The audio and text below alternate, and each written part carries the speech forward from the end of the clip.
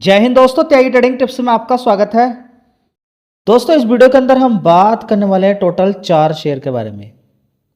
एक कंपनी के अंदर इतनी शानदार न्यूज़ निकल कर आई है, लगभग 1002 करोड़ का ऑर्डर मिला हुआ है। उसके बारे में यहाँ पर बात करेंगे। साथ ही 3 कंपनियों के Q4 के रिजल्ट आए हुए हैं। इनमें से 2 कंपनी इतनी मजबूत कंपनी है, अगर गिरावट मिलती है तो ज़्यादातर लोगों के लिए वो अपॉर्चुनिटी हो सकती है। रिकमेंडेशन कुछ नहीं होती है। बढ़िया कंपनी जिनका बिजनेस मजबूत है, गिरावटें मिलें, यही स्टॉक मार्केट होता है। ठीक है, शेयर का नाम सुन लेना, Q4 के रिजल्ट या Q3 या Q2 Q1 के रिजल्ट्स देखकर एकदम से एग्रेसिवली खरीद लेना कोई फ़ायदा नहीं। गिरावटें मिलें तभी खरीदो। पिछले 1 महीने के चार्ट पैटर्न को अगर देखते हैं तो कोई ख़ास तेज़ी नहीं है। 6 महीने की बात करें, 1 साल का हाई 3800, गिरावट काफ़ी अच्छी शेयर के अंदर देखने को मिल रही है। लेकिन 5 साल का चार्ट पैटर्न देखेंगे तो तेज़ी तेज़ी तेज़ी तेज़ी तेज़ी ही तेज़ी दिखाई दे रही है। ये समझ में आ जाना चाहिए। तो महिंद्रा एंड महिंद्रा के बारे में क्या जानकारी, हर किसी को, ज़्यादातर लोगों को मालूम ही होगा। मार्केट कैप देखेंगे यहाँ पर 3.8 लाख करोड़ का मार्केट कैप है। समझ में बात आ गई? ये थोड़ा सा आपको मालूम होना चाहिए। अब यहाँ पर देखिए कि रिजल्ट्स के अंदर क्या चीज़ धमाकेदार आपको देखने को मिल रही है। सबसे पहले हम यहाँ पर देखेंगे Mahindra and Mahindra consolidated net profit के अंदर यहाँ पर 52% का जंप आपको देखने को मिल रहा है। कितना? 52% का जंप देखने को मिल रहा है। स्टैंड लोन रिजल्ट्स की अगर बात करते हैं तो लगभग 54% का है। कितना? 54% का। 53 यहाँ दिया है, लगभग अराउंड फिगर में 54% का हम यहाँ पर बोल सकते हैं। और 33 रुपीज़ पर शेयर के हिसाब से आपको डिविडेंड भी कंपनी ने दिया है। तो दोस्तों, पूरे रिजल्ट्स यहाँ पर देख लेते हैं स्टैंड लोन के अंदर, और साथ ही आपको कंसोलिडेटेड के अंदर ट्रैप नहीं होना है। लेकिन दोनों में ही, स्टैंड लोन की बात करें या कंसोलिडेटेड की बात करें, अच्छे ही रिजल्ट्स आए। 33 रुपये का डिविडेंड भी यहाँ पर आपको देखने को मिला है। तो 2 कंपनी, रिजल्ट्स दोनों के ही शानदार, दोनों में ही डिविडेंड, आपकी तो मौज आ गई। चलिए देखते हैं। सबसे पहले कंसोलिडेटेड देख लेते हैं। 1 साल पहले 42,500 करोड़ का रेवेन्यू था, उसके बाद 45,000, 46,000, उसके बाद 52,000 करोड़। अभी देखेंगे 54,982 करोड़ का रेवेन्यू देखने को मिला है। ऑपरेटिंग प्रॉफिट 1,127 करोड़, उससे पहले 10,160 करोड़ था। तो अभी का कितना है? 10,127 करोड़। उससे पहले 8,900 करोड़ का, उससे पहले देखेंगे 8,200 करोड़, उससे पहले 7,900 करोड़। और नेट प्रॉफिट देखेंगे 5,200 करोड़ का, उससे पहले 5,000 करोड़ था, उससे पहले 3,900 करोड़, उससे पहले देखेंगे 4,300 करोड़, उससे पहले 3,500 करोड़। तो 3,500 करोड़ के अकॉर्डिंग देखेंगे तो काफ़ी शानदार परफॉर्मेंस यहाँ पर देखने को मिल रही है। इसी तरह से स्टैंड लोन के अंदर भी अगर देखते हैं तो यहाँ पर अभी नेट प्रॉफिट के अंदर 3,737 करोड़ का दिखाया है, और 1 साल पहले देखेंगे तो 2,427 करोड़ का, 37 करोड़ का दिखाया। तो कैलकुलेट कीजिएगा, देखिएगा कितना शानदार जंप यहाँ पर देखने को मिला है नेट प्रॉफिट के अंदर। दोस्तों, अगला शेयर होगा लार्सन एंड टुब्रो, 4,075 रुपये के आसपास है। रिजल्ट्स ठीक है। यहाँ पर अगर देखने की कोशिश करते हैं तो सबसे पहले देखिए यहाँ पर लार्सन एंड टुब्रो रिपोर्ट्स, यहाँ पर देखेंगे नेट प्रॉफिट के अंदर ईयर ऑन ईयर बेसिस पे रिपोर्ट्स यहाँ पे 3% डिक्लाइन है। Q4 रिजल्ट्स के अंदर देखते हैं क्या चीज़ कम हुआ है। लेकिन सबसे पहले यहाँ पर अगर देखने की कोशिश करते हैं तो 38 रुपये का डिविडेंड यहाँ पर कंपनी ने दिया है। सबसे अच्छी बात क्या देखने को मिल रही है? 38 रुपये का डिविडेंड यहाँ पर देखने को मिला है। चलिए देखते हैं ईयर ऑन ईयर बेसिस पे किस तरीके के रिजल्ट्स आए हैं, संभावना है क्या कुछ आगे नहीं है। एक नंबर की कंपनी है। अभी भी देखेंगे 6 महीने का चार्ट पैटर्न तो बड़ी गिरावट इस शेयर के अंदर हुई थी, वहाँ से आप कंपेयर करेंगे तो देखिए अभी भी इस कंपनी ने बढ़िया पैसा आपको बना के दे दिया, लगभग 15-20% के रिटर्न है। ठीक है, तो कंपनी बीच बीच में गिरावटें देखने को मिलती रहती हैं, उसके बाद तेज़ी बनती है, बढ़िया पैसा ही बनता है। दोनों ही मजबूत शेयर है। तो दोस्तों, लार्सन एंड टुब्रो के अंदर रेवेन्यू वाइज देखेंगे, सबसे पहले 74,000 करोड़ का रेवेन्यू था 1 साल पहले, उसके बाद 63,000 करोड़ का, फिर 67,000 करोड़ का, 71,000 करोड़ का भी देखेंगे, 82,000 करोड़ का यहाँ पर देखने को मिला है। ठीक है, तो देख सकते हैं 82,762 करोड़ का यहाँ पर रेवेन्यू देखने को मिल रहा है। इसी तरह से ऑपरेटिंग प्रॉफिट देखिए कितना शानदार है, 10,419 करोड़ का। उससे पहले 9,100 था, उससे पहले 8,500, उससे पहले 8,000, उससे पहले 9,800 करोड़। चलिए, तो अभी यहाँ पर क्या चीज़ें हैं, यहाँ पर थोड़ा सा अगर हम देखने की कोशिश करते हैं तो ज़्यादा डिफरेंस यहाँ पर देखने को नहीं मिलेगा। ऑपरेटिंग प्रॉफिट तो ठीक है, जब ऑपरेटिंग प्रॉफिट है तो फिर नेट प्रॉफिट का क्या करना है, इतना ज़्यादा ध्यान नहीं देना है। नेट प्रॉफिट पे इतना ज़्यादा ध्यान आपको नहीं देना है, क्योंकि ऑपरेटिंग प्रॉफिट बढ़िया हो गया तो रिजल्ट्स सारे बढ़िया हो गए।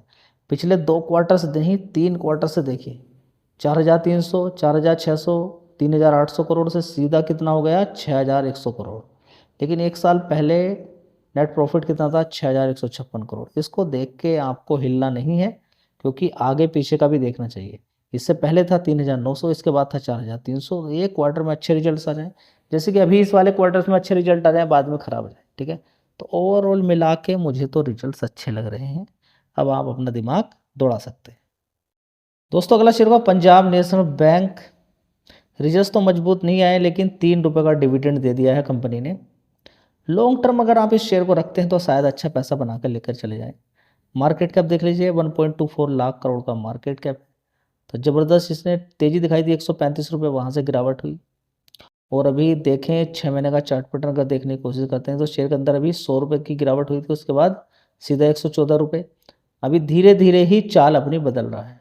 लॉन्ग टर्म में अगर देखने की कोशिश करते हैं 5 साल में, तो बढ़िया पैसा बना कर दिया है। देखिए 30 रुपये से ज़बरदस्त तेज़ी बनी है शेयर के अंदर, और ये 134 रुपये, 136 रुपये गया, फिर गिरावट देखने को मिली, फिर नीचे 87 रुपीज़ से फिर देखिए अभी अच्छा पैसा बन गया है। चलिए देखते हैं आगे क्या होता है। फिलहाल रिजल्ट्स मैं आपके साथ शेयर कर देता हूँ। 3 रुपये का डिविडेंड इस कंपनी ने दिया है, ये भी समझ में आ जाना चाहिए। दोस्तों, एक साल पहले अगर देखते हैं तो 32,500 करोड़ का रेवेन्यू था, उसके बाद 32,500 करोड़, उसके बाद 32,500 करोड़, उसके बाद देखेंगे 32,889 करोड़, अभी देखेंगे 32,798 करोड़ का रेवेन्यू देखने को मिल रहा है। तो थोड़ा सा कम है यहाँ पर, ईयर ऑन ईयर बेसिस पे हम कह सकते हैं थोड़ा सही है। बाकी रिजल्ट्स फ्लैट रिजल्ट्स आए हैं, कोई उतने अच्छे रिजल्ट्स नहीं आए हैं, लेकिन देखने की कोशिश करेंगे तो ठीक है। 5,600 करोड़ से पहले 5,500, उससे पहले 5,100 करोड़ का नेट प्रॉफिट था, उससे पहले 2,100 करोड़, उससे पहले 5,000 करोड़। देखिए फ्लैट रिजल्ट्स हैं, उतने अच्छे रिजल्ट्स नहीं हैं, लेकिन फ्लैट में कमज़ोर नहीं कह सकते हम इनको। चलिए दोस्तों, अगली कंपनी होगी last company KEC international limited. इस शेयर के बारे में आप जानकारी निकाल सकते हैं, पढ़िए इसके बारे में। 572 रुपये का शेयर है, और इस कंपनी को बड़ा बढ़िया ऑर्डर मिला है, इसके बारे में आपको जानकारी होनी चाहिए। देखिए KEC इंटरनेशनल को न्यू ऑर्डर मिला है 1,002 करोड़ का, और ये डिटेल जो निकल कर आई है मार्केट बंद होने के बाद आई है, ठीक है जी। कहीं ऐसा तो नहीं कि पिछले 1 महीने में तेज़ी बन गई हो। चलिए देख लेते हैं एक बार कि तेज़ी बनी है क्या नहीं बनी है। 1 महीने की बात करें तो कोई ख़ास तेज़ी नहीं है, 6 महीने की बात करें तो गिरावट ही है। तो अगर देखें HFCL के अंदर भी आप देखेंगे ज़बरदस्त ऑर्डर मिलने के बाद लगभग 10,000 करोड़ का ऑर्डर मिला। उसके बाद आप देखेंगे HFCL में बड़ा ऑर्डर मिला था अभी लास्ट में आपने देखा, उसके बाद देखिए रिजल्ट्स ही बढ़िया है, तो उसके बाद देखिए तेज़ी तेज़ी बनती चली गई। तो दोस्तों HFCL के अंदर आपको लगातार जो तेज़ी देखने को मिल रही है उसके पीछे का कारण यहाँ पर आप देख सकते हैं।